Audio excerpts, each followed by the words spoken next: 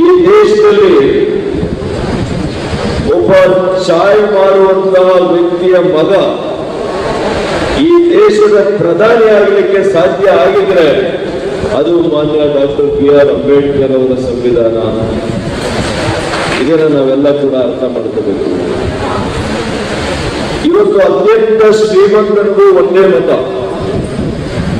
ಭಿಕ್ಷುಕರಿಗೂ ಕೂಡ ಒಂದೇ ಮತ, ಅಂಬಾನಿಗೂ ಒಂದೇ ಮತ, ಅತ್ಯಂತ ಕಡು ಬಡವನಿಗೂ ಕೂಡ ಒಂದೇ ಮತ, ಪ್ರಧಾನಮಂತ್ರಿಗೂ ಒಂದೇ ಮತ, ಕಷ್ಟ ಕಡಿದ ವ್ಯಕ್ತಿಗೂ ಕೂಡ ಒಂದೇ. ಇದು ಕೂಡ ಸಂವಿಧಾನದ ಒಂದು ಆಶಯ ಆಗಿದೆ, ಡಾಕ್ಟರ್ ಅಂಬೇಡ್ಕರ್ ಅವರ ಪರಿಕಲ್ಪನೆ. ಹಾಗಾಗಿ ಬಂಧುಗಳೇ, ಇವತ್ತು ಡಾಕ್ಟರ್ ಬಾಬಾ ಸಾಹೇಬ್ರವರ ಜೀವನ ಚರಿತ್ರೆಯನ್ನೇ ಬಹಳಷ್ಟು ಸಮಗ್ರವಾಗಿ ಇವತ್ತು ಮುನಿಸ್ವಾಮಿ ಅವರು, ಇವತ್ತು ಶಿವಾನಂದರವರು, ನಮ್ಮ ಗಂಗಾಧರವರು ಬಹಳ ಚೆನ್ನಾಗಿ ವರ್ಣಿಸಿದ್ದಾರೆ. ನಮಗೆ ಗೊತ್ತಿದೆ, ನಾವು 125ನೇ ವರ್ಷದ ವಾರ್ಷಿಕೋತ್ಸವ ಕೂಡ ಬಹುಶಃ ರಾಜ್ಯದಲ್ಲ ದೇಶದಲ್ಲೇ ವಿನೂತನವಾಗಿ ಚಿಕ್ಕಬಳ್ಳಾಪುರದಲ್ಲಿ ನಾವು ಆಚರಣೆಯನ್ನು ಮಾಡಿದ್ದೀವಿ. ಇವತ್ತು ನನಗೆ ಜೀವನದಲ್ಲಿ ಡಾಕ್ಟರ್ ಬಾಬಾ ಸಾಹೇಬ್ ಅಂಬೇಡ್ಕರ್ ಅವರು ಕೂಡ ಒಬ್ಬ ಪ್ರೇರಣಾ ಶಕ್ತಿ, ಇವತ್ತು ಒಬ್ಬ ನಾಯಕರು ನನಗೆ. ಹಾಗಾಗಿ ಅವರ ಆಶಯಗಳು, ತತ್ವ ಸಿದ್ಧಾಂತಗಳನ್ನ ಮೈಗೂಡಿಸಿಕೊಂಡು ಅವರ ಆಶಯಗಳಿಗೆ ತಕ್ಕಂತೆ ಇವತ್ತು ಕೆಲಸವನ್ನ ನಾನು ಮಾಡ್ತಾ ಇದ್ದೇನೆ. ಇವತ್ತು ಚಿಕ್ಕಬಳ್ಳಾಪುರ ಜಿಲ್ಲೆಯಲ್ಲಿ, ಕ್ಷೇತ್ರದಲ್ಲಿ ನನಗೆ ಅಧಿಕಾರ ಸಿಕ್ಕಾಗೆಲ್ಲ ಕೂಡ ಬಲಹೀನ ವರ್ಗಗಳಿಗೆ ಶಕ್ತಿಯನ್ನು ತುಂಬುವಂತ ಕೆಲಸ ಮಾಡಿ, ಶಾಸಕನಾಗಿದ್ದಂತಹ ಸಂದರ್ಭದಲ್ಲಿ ಸುಮಾರು 2,500 ಎಕರೆ ಜಮೀನನ್ನ ಬಲಹೀನ ವರ್ಗಗಳಿಗೆ, ಪರಿಶಿಷ್ಟ ಜಾತಿ ಪರಿಶಿಷ್ಟ ವರ್ಗದ ಬಡವರಿಗೆ ಇವತ್ತು ನೀಡಿರುವಂಥದ್ದು ಬಹಳ ಹೆಮ್ಮೆಯ ವಿಚಾರ. ಅದೇ ರೀತಿ ಇವತ್ತು 5 ವಸತಿ ಶಾಲೆಗಳನ್ನ ಬಲಹೀನ ವರ್ಗಗಳ ಮಕ್ಕಳಿಗೆ ಚಿಕ್ಕಬಳ್ಳಾಪುರ ಕ್ಷೇತ್ರದಲ್ಲಿ ಮಾಡಿದ್ದೇವೆ. ಸುಮ್ಮನೆ ಅಂಬೇಡ್ಕರ್ ಅವರ ಫೋಟೋ ಹಾಕೊಂಡು ನಾನು ಗಿಮಿಕ್ ಮಾಡಿಲ್ಲ. ಬಲಹೀನ ವರ್ಗಗಳ ಮಕ್ಕಳು ಒಳ್ಳೆಯ ಶಿಕ್ಷಣ ಪಡಿಬೇಕು, ಗುಣಮಟ್ಟ ಶಿಕ್ಷಣ ಪಡಿಬೇಕು, ಉನ್ನತ ಶಿಕ್ಷಣ ಅವರು ಪಡೆದಾಗ ಮಾತ್ರ ಅವರ ಜೀವನದಲ್ಲಿ ಉತ್ತಮವಾಗಿರಲಿಕ್ಕೆ ಸಾಧ್ಯ ಅಂತೇಳಿ ನಮಗೆ ಡಾಕ್ಟರ್ BR ಅಂಬೇಡ್ಕರ್ ಅವರನ್ನ ನೋಡಿದ್ರೇನೆ ಸಾಕು ಅರ್ಥ ಆಗುತ್ತೆ. ಅವರ ತಂದೆ ತಾಯಿಯರಿಗೆ 14ನೇ ಮಗು ಡಾಕ್ಟರ್ ಅಂಬೇಡ್ಕರ್, 14ನೇ ಮಗು. ಅವರ ತಂದೆ ತಾಯಿ ಅವರ ಬಾಲ್ಯದಲ್ಲೇ ತೀರ್ಕೊಳ್ತಾರೆ. ಅನಾಥ ಆದಂತ ಒಂದು ಮಗು ಈ ದೇಶಕ್ಕೆ ರಕ್ಷಣೆ, ಈ ದೇಶಕ್ಕೆ ಸಂವಿಧಾನವನ್ನು ಕೊಡ್ತಾರೆ ಅಂತಂದ್ರೆ ಅವರ ಪರಿಶ್ರಮ, ಅವರ ಶಿಕ್ಷಣದಲ್ಲಿ ಮಾಡಿರ್ತಕ್ಕಂಥ ಸಾಧನೆ ಇವತ್ತು ನಮಗೆಲ್ಲ ಕೂಡ ಪ್ರೇರಣೆ ಆಗ್ಬೇಕಾಗ್ತದೆ. ಅದನ್ನೇ ಅವರು ಎಲ್ಲರಿಗೂ ಕೂಡ ಹೇಳ್ತಾರೆ, ವಿಶೇಷವಾಗಿ ಬಲಹೀನ ವರ್ಗಗಳ ಬಡವರಿಗೆ ಹೇಳ್ತಾರೆ, ನೀವು ಯಾರನ್ನ ಕೂಡ, ಯಾರೋ ಬಂದು, ದೇವರು ಬಂದು ಅಥವಾ ಯಾರೋ ಬಂದು ನಿಮ್ಮನ್ನ ಕೆಳಗಿರ್ತಕ್ಕಂಥವ್ರನ್ನ ಮೇಲೆ ಇರ್ತಾರೆ ಅಂತ ನೀವು ಯಾರನ್ನೂ ನಂಬ್ಕೋಬೇಡಿ. ನಿಮ್ಮ ಮೇಲೆ ನಿಮಗೆ ವಿಶ್ವಾಸ ಇರಲಿ, ಶಿಕ್ಷಣ ಪಡೆಯಿರಿ, ಪರಿಶ್ರಮದಿಂದ, ಸ್ವಯಂ ಕೃಷಿಯಿಂದ, ಸಂಘಟನೆಯಿಂದ, ಹೋರಾಟದಿಂದ ಇವತ್ತು ನೀವು ಏನು ನಿಮ್ಮ ಹಕ್ಕುಗಳನ್ನು ಪಡಿಬೇಕು ಆ ಹಕ್ಕುಗಳು ನಿಮಗೆ ತಾನಾಗಿ ಬರುತ್ತೆ ಅಂತ ಮಾತನ್ನು ಅವತ್ತೇ ಹೇಳಿದ್ದಾರೆ. ಅದನ್ನೇ ನಾನು ಕೂಡ ತಪ್ಪನ್ನ ಕೂಡ ಹೇಳ್ತಾ ಇದ್ದೇನೆ. ಸಂಘಟನೆ, ಹೋರಾಟ, ಹಕ್ಕುಗಳ ಪ್ರತಿಪಾದನೆಯನ್ನ ತಾವೆಲ್ಲ ಕೂಡ ಮಾಡಬೇಕು ಅಂತಂದ್ರೆ ಶಿಕ್ಷಣ ಪಡಿಬೇಕು. ಆ ಶಿಕ್ಷಣಕ್ಕೆ ಎಲ್ಲ ರೀತಿಯ ಒತ್ತನ್ನು ನಮ್ಮ ಸರ್ಕಾರ ಕೊಡ್ತಾ ಇದೆ.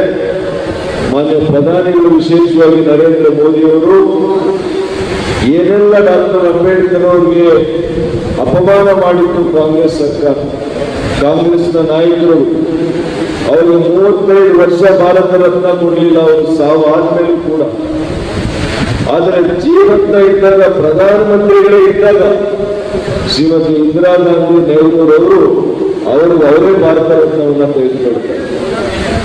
ಆದ್ರೆ ಡಾಕ್ಟರ್ ಅಂಬೇಡ್ಕರ್ ಅವರು ಬರೆದಂತ ಅನೇಕ ಪುಸ್ತಕಗಳನ್ನು ಕೂಡ ಅವರು ಜೀವಂತ ಇರುವಾಗ ಪ್ರಕಟಿಸಲಿಲ್ಲ, ಅನೇಕ ಪುಸ್ತಕಗಳು ಪ್ರಕಟಿಸಲಿಲ್ಲ. ಹಾಗಾಗಿ ಡಾಕ್ಟರ್ ಅಂಬೇಡ್ಕರ್ ಅವರ ಹೆಸರು ಹೇಳಿಕೆ ಕೂಡ ನೈತಿಕತೆಯನ್ನ ಕಾಂಗ್ರೆಸ್ ಉಳಿಸ್ಕೊಂಡಿಲ್ಲ ಅಂತ ನಾವು ಈ ಸಂದರ್ಭದಲ್ಲಿ ಹೇಳಬೇಕಾಗ್ತದೆ. ಈಗ ಕಳೆದ 20-25 ವರ್ಷದಿಂದ ಅವರಿಗೆ ಜ್ಞಾನೋದಯ ಆಗಿದೆ. ಜ್ಞಾನೋದಯ ಆಗಿಲ್ಲ. ನಿಮ್ಮೆಲ್ಲರನ್ನು ಕೂಡ ವಿಶೇಷವಾಗಿ ದಲಿತರನ್ನ, ಪರಿಶಿಷ್ಟ ಜಾತಿ ಪರಿಶಿಷ್ಟ ವರ್ಗದ ಜನರನ್ನ ಮೂರ್ಖರನ್ನಾಗಿ ಮಾಡಲಿಕ್ಕೆ ಡಾಕ್ಟರ್ ಅಂಬೇಡ್ಕರ್ ಅವರ ಹೆಸರನ್ನ ಫೋಟೋವನ್ನ ಬಳಸ್ಕೊಳ್ತಾ ಇದ್ದಾರೆ. ಕಳೆದ 77 ವರ್ಷದಲ್ಲಿ ಇವತ್ತು ಬಲಹೀನ ವರ್ಗಗಳನ್ನ ಬಡವರಾಗಿ ಉಳಿಸಿದ್ದಾರೆ. 50 ವರ್ಷ ಈ ದೇಶದಲ್ಲಿ ಆಳಿದಂತಹ ಕಾಂಗ್ರೆಸ್ ಸರ್ಕಾರಗಳು ಪರಿಶಿಷ್ಟ ಜಾತಿ ಪರಿಶಿಷ್ಟ ವರ್ಗದವರಿಗೆ ನಿರ್ದಿಷ್ಟವಾದಂತಹ ಯಾವುದೇ ಕಾರ್ಯಕ್ರಮವನ್ನು ಕೊಟ್ಟು ಶೈಕ್ಷಣಿಕವಾಗಿ, ಆರ್ಥಿಕವಾಗಿ, ಸಾಮಾಜಿಕವಾಗಿ, ರಾಜಕೀಯವಾಗಿ ಯಾವುದೇ ಅವಕಾಶಗಳನ್ನು ಕೊಟ್ಟಿಲ್ಲ. ಇವತ್ತು ಮಾನ್ಯ ಪ್ರಧಾನಿಯವರು ನರೇಂದ್ರ ಮೋದಿಯವರು ಇವತ್ತು ಬಾಬಾ ಸಾಹೇಬ್ ಅಂಬೇಡ್ಕರ್ ಅವರ ಹುಟ್ಟುಹಬ್ಬವನ್ನು ಇಡೀ ಇವತ್ತು ವಿಶ್ವ ಜ್ಞಾನದ ದಿವಸ ಅಂತ ಹೇಳಿ ಇವತ್ತು ಆಚರಣೆ ಮಾಡ್ತಾರೆ. ಇದನ್ನ ಮಾಡಿದ್ದು ಮಾನ್ಯ ನರೇಂದ್ರ ಮೋದಿ ಅವರು ಪ್ರಧಾನಮಂತ್ರಿ. ಇವತ್ತು ಅದೇ ರೀತಿ ಅವರ ಒಂದು ಹುಟ್ಟಿನಿಂದ ಇಹಲೋಕಕ್ಕೆ ಹೋಗುವಂತ 5 ಪುಣ್ಯ ಸ್ಥಳಗಳನ್ನ ಇವತ್ತು ತೀರ್ಥ ಸ್ಥಳಗಳಾಗಿ ಅಭಿವೃದ್ಧಿಯನ್ನು ಮಾಡಿರ್ತಕ್ಕಂಥದ್ದು ಕೂಡ ಪಂಚತೀರ್ಥಗಳು 5 ಸ್ಥಳಗಳನ್ನ ಇವತ್ತು ಅಭಿವೃದ್ಧಿ ಮಾಡಿರ್ತಕ್ಕಂಥದ್ದು ಕೂಡ ಇವತ್ತು ಮಾನ್ಯ ನರೇಂದ್ರ ಮೋದಿ ಅವರು. ಹಾಗಾಗಿ ಒಂದು ವೇಳೆ ಯಾರು ನಿಮ್ಮ ಪರವಾದಂತಹ ಕಾರ್ಯಕ್ರಮಗಳು ಕೊಡ್ತಾರೆ, ನಿಮ್ಮ ಏಳಿಗೆಯನ್ನು ಬಯಸ್ತಾರೆ, ಅವರು ನಿಮ್ಮವರಾಗ್ತಾರೆ ಹೊರತು ಕೇವಲ ನಿಮ್ಮ ಮತಕ್ಕೋಸ್ಕರ ನಿಮಗೆ ಇವತ್ತು ಏನು ಕಳೆದ 50-60 ವರ್ಷದಿಂದ ನಿಮ್ಮನ್ನ ದಿಕ್ಕು ತಪ್ಪಿಸುವಂತ ಕೆಲಸ ಮಾಡ್ತಾ ಇದ್ದಾರೆ, ಅವರಿಂದ ನೀವು ಎಚ್ಚರದಿಂದ ಇರಬೇಕು ಅಂತ ಈ ಸಂದರ್ಭದಲ್ಲಿ ಹೇಳಿ ಮತ್ತೊಮ್ಮೆ ನಿಮ್ಗೆಲ್ಲ ಸಂಘಟನೆಗಳಿಗೆ, ನಮ್ಮೆಲ್ಲ ಮುಖಂಡಗಳಿಗೆ ಹೇಳಿದೆ. ಭಾರತ ರತ್ನ ಹೇಳ್ತಾರೆ 35 ವರ್ಷ ಅವರು ಕೊಡ್ಲಿಲ್ಲ. ಅದಾದ್ಮೇಲೆ ಭಾರತೀಯ ಜನತಾ ಪಕ್ಷ, ಜನತಾದಳದ ಪ್ರಧಾನಮಂತ್ರಿಗಳು ಇದ್ದಂತ BP ಸಿಂಗ್ ಅವರ ಸರ್ಕಾರ ಅವತ್ತು ಕೊಡ್ತಾರೆ. ಹಾಗಾಗಿ ಡಾಕ್ಟರ್ ಅಂಬೇಡ್ಕರ್ ಅವರು ಕೂಡ ಅವರ ಮಕ್ಕಳು ಮೊಮ್ಮಕ್ಕಳು ಕೂಡ ಕಾಂಗ್ರೆಸ್ ಹೆಸರೇ ಅವ್ರಿಗಾಗಲ್ಲ, ಕಾಂಗ್ರೆಸ್ ಹೆಸರು ಹೇಳಿದ್ರು ಕೂಡ ಅವ್ರಿಗಾಗಲ್ಲ. ಇದನ್ನ ತಾವೆಲ್ಲ ಕೂಡ ಅರ್ಥ ಮಾಡಿಕೊಂಡು ಕಾಂಗ್ರೆಸ್ ಪಕ್ಷದ ಮುಖಂಡರುಗಳ ಅವ್ರಿಗೇನು ಸುಳ್ಳುಗಳನ್ನು ಹೇಳ್ತಾರೆ ಇದನ್ನು ಯಾರು ಕೂಡ ನಂಬಾರದು ಅಂತ ನಾನು ಮನವಿ ಮಾಡಿ ಮತ್ತೊಮ್ಮೆ ಎಲ್ಲ ಮುಖಂಡರುಗಳಿಗೆ ನಿಮಗೆ ವಂದಿಸಿ ಅದನ್ನು ಹೇಳಿ 15ನೇ ತಾರೀಕು ನಾಳೆ ಮಾನ್ಯ ಕುಮಾರಣ್ಣವರು ಮಾಜಿ ಮುಖ್ಯಮಂತ್ರಿಗಳು ನಮ್ಮ ಕ್ಷೇತ್ರಕ್ಕೆ ಭೇಟಿ ಕೊಡ್ತಾ ಇದ್ದಾರೆ. 10 ಗಂಟೆಗೆ ನೆಲಮಂಗಲಕ್ಕೆ ಬರ್ತಾ ಇದ್ದಾರೆ, 1 ಗಂಟೆಗೆ ದೊಡ್ಡಬಳ್ಳಾಪುರ, 4:30 ಗಂಟೆಗೆ ಬಾಗೇಪಲ್ಲಿ, ಸುಮಾರು 5:30-6 ಗಂಟೆಗೆ ಚಿಕ್ಕಬಳ್ಳಾಪುರದ ಪೆರೇಸಂದ್ರ ಬ್ರಿಡ್ಜ್ ಮೇಲೆ ಅಲ್ಲಿ ಗುಡಿಬಂಡೆ ಮತ್ತು ಚಿಕ್ಕಬಳ್ಳಾಪುರದ ಕೆಲವು ಭಾಗಗಳು, 7 ಗಂಟೆಗೆ ದೇವನಹಳ್ಳಿ.